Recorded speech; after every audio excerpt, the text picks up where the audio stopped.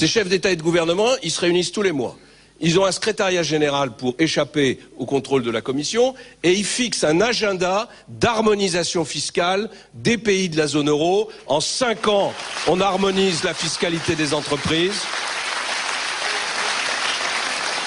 Et en 10 ans, on harmonise la fiscalité des ménages.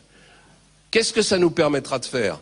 Ça nous permettra d'avoir une monnaie européenne qui deviendra une monnaie internationale, qui deviendra une monnaie qui nous permettra de nous débarrasser de la tutelle du dollar.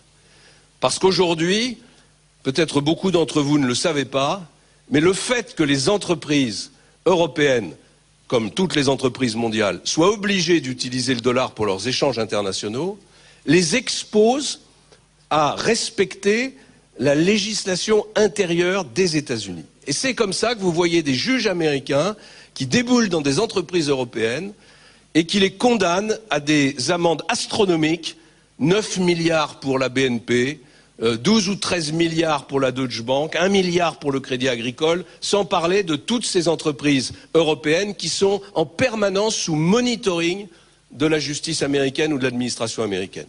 Il y a un grand patron d'une très grande entreprise française qui m'a avoué qu'il allait régulièrement aux États-Unis de façon préventive pour demander l'autorisation à l'administration américaine d'investir dans tel ou tel pays du monde, pour être bien sûr qu'il ne serait pas poursuivi par les Américains s'il investissait dans telle ou telle région du monde. Mais où est notre souveraineté?